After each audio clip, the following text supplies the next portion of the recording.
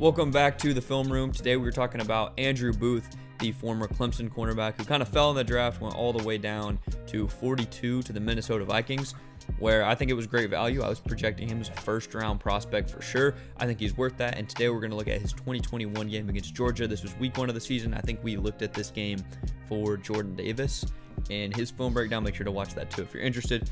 And Andrew Booth is a guy I liked a lot, and today we're going to try to see maybe if there's any reasons he fell, but also just evaluate the player that he is and hopefully will be for the Vikings at the NFL level, who have still been looking for that CB1 for the past, however many years. Before we get into it though, make sure to like the video, subscribe to the channel if you enjoy, and suggest more prospects down below, as well as let me know your thoughts on Andrew Booth and this pick for the Vikings. But without any further ado, let's get into the breakdown. So here's our first play.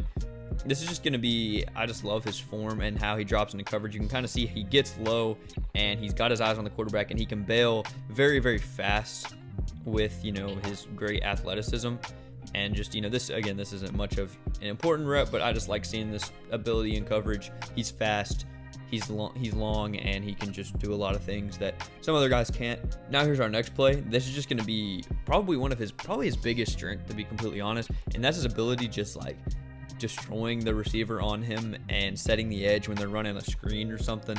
So you're going to see right here, James Cook in motion, going to bubble out, and he's going to catch the screen out here. And Andrew Booth is backing off because I think they're dropping into zone, but he backs off, immediately recognizes this play, sees the quarterback turn, and we'll watch this in full speed. Going to just get past his blocker, be more physical than him, and then get a great shoestring tackle on James Cook. And he's going to prevent him from getting that first down. This is going to be something we see him do more of later as well. And this is just a really impressive part of his game. Again, look how physical he gets at the point of attack on this bigger receiver. I think probably, I don't remember he's about the same size, I guess you could say. Just going to outmuscle him and extend and then get an arm out to stop James Cook there. And that's just a great tackle. Now we're going to look at just an example of him in coverage again. And we're going to just see another great ability of his feet and how he's going to keep him low and then immediately be ready to collapse that route down. Again, the quarterback wasn't really targeting him this play, but he stays dug in this whole time. And you're going to see he backs off, is waiting to go down. As soon as he senses that from the receiver right here, he collapses. And, if this is in the direction, this is incompletion, a pick, not a catch. So loved this rep. And just, a good example of him being locked down in coverage. And now here's our next play. This is the only catch he really gave up in the game. I'm not going to count those like screens. If it's a design catch and there's really no chance he can make a play to force an incompletion, I'm not counting it if it's like in front of the line of scrimmage, or behind it rather.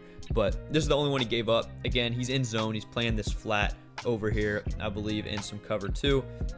He's going to kind of pass off. He sees this guy, I think, in his peripheral, and so is getting back to cover him just in case. But then he sees JT Daniels throw it. This guy catches it right in front of the first down, makes a solid tackle. Again, one that, you want him to make a miraculous play and stop, but every once in a while, one of these plays is just going to beat the zone, and he's not going to have really a good chance at stopping the catch. But still made the tackle immediately, was super reactive as soon as he saw JT Daniels throwing in that direction. And again, this is the only catch he gave up in this entire game against, a Georgia offense that wasn't great in passing, but still, an admirable, they have good talent at receiver. So this was really impressive from him. Now, this is going to be just a great example of man coverage and what he can do in that facet of his game. We're going to watch it in full speed first. He's going to see he mirrors really well and just chokes him to the boundary, just chokes off the route completely. It's going to go incomplete. He's going to really contest it all the way through. Again, let's just look at his feet. I think he just uses them so well. And even though this guy has, a nice release inside, he's going to kind of make him stagger back a little bit. He recovers almost instantly, is right there on him, sees the guy look for the ball, turns, looks for the ball, and contests it, falls incomplete. Just a great rep in man coverage, and something that I think he can definitely translate to the NFL level. Obviously, going to play better receivers in the NFL than the Georgia receiver room, most likely. But loved this rep. I love seeing him hand fight, get there, not give this guy an opportunity to make a catch, and just forcing another great incompletion and having another stop. Now, here's going to be another great instance of him just stopping one of these quick screens. There's James Cook right there. We're going to make a video on him very soon. That's going to come out right after this, actually. Immediate screen, he's right downhill, and he's ready to make the stop. Again, we'll watch this in full speed. I mean, he's IDing this the whole way through. And just, I mean, that's so impressive from him as just, you know, a guy that, you know, a corner, you're not expecting to make a lot of these plays consistently. But I think this is the biggest strength of his game, is his ability to ID these screens and just get downhill. I think they're going to end up picking up the first down a little bit, but I mean, that's the best rep he can have pretty much, as he just fights off this blocker, because it was really a 2-on-1, and he's just going to manhandle him, get him down, and just a great play on a very, very shifty James Cook. Now this is just another play in coverage. We're just going to watch this. Not too much to say, but just I love this coverage down the boundary. Gonna just choke the route to the sideline yet again. Just he's very fluid in his movements and doesn't, I don't think, get too stiff or anything, and just looks really good in a lot of these. And even though he's not really looking that way, I think, you know, the play is definitely a play action shot. If this guy has a step, that ball is going there. Obviously Bauer's wide open right here in the middle, but good coverage, good rep. And now we got two more plays. This is going to be an example of him just getting in the box, getting, you know, in some contact. They try to keep him away from contact to some extent, because I know he's a little bit injury prone. He's not great in this area. He's good at making those like instinctive tackles outside, you know, outside the numbers. But this one, he's in the box, and he's just going to do a nice job, you know, helping with the run fit, and, you know, helping wrap up, stopping this run in its tracks after a short gain. Not something that he's going to be expected to do too often, as he's not really a slot corner, and I don't think he needs to be in the box, and I'm not wanting him to be, you know, helping out like right here all the time, but it's good to see that he can do it. Pretty open gap, linebacker's going to hit him, Booth going to get in there too. Not super physical, but still good play. And now here's our last play. This is going to be the best play, and this is just another ridiculous thing that he's going to do against this screen. He sees Cook motion, he immediately knows what this is before the ball is even, like, as it's being snapped. The ball is, you see it right there, right above the mouse, right there. He's moving, so you can tell he watches film. Like, he kills his film study. So he's immediately there, boom, he's in the backfield, gets him for a loss. I mean, just this explosiveness is special, and just his confidence that he knows what play is coming. He flies by this blocker, lights up James Cook, and is able to get just another great tackle for loss in a close game.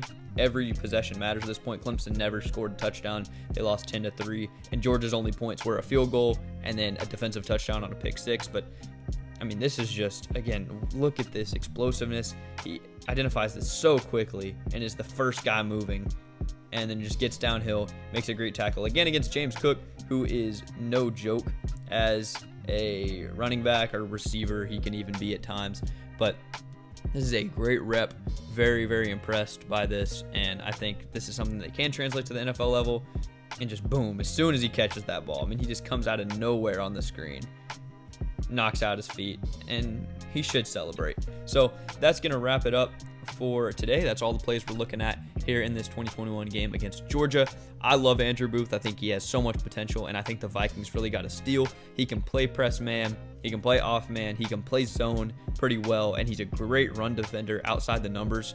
And I think that's pretty much what you look for in a corner, and he allowed one catch on this game to Georgia. Obviously has some injury concerns, and I think that's why he fell, but I think he's a first-round talent for sure. At least that's what the film tells me, and the measurables, and, you know, all of his intangibles that I know of. And I think he's going to be a really good player for Minnesota. I think they could have finally found that corner that they've been desperately trying to find for the past however many years. And if he stays healthy, I think they really got a steal at 42. And even though they kind of tanked by trading down with their division rivals and letting them move up for Jamison Williams and Christian Watson, I think they still could have gotten a good draft haul with Lewis Cine and Andrew Booth. And we'll have to see how his career pans out. Vikings fans, let me know what you think of the pick and of your draft as a whole. And maybe do you think you didn't get fleeced in those trades? But that's going to wrap it up for today. Let me know what you think of Andrew Booth down below, and suggest more prospects as well that I should feature. And make sure to like the video, subscribe to the channel if you enjoyed. It helps out the channel a ton. And, you know, let me know any feedback, any improvements you'd like to see made in this series. But thank you for watching. That's going to do it for me today, and I will see you in the next one. Peace.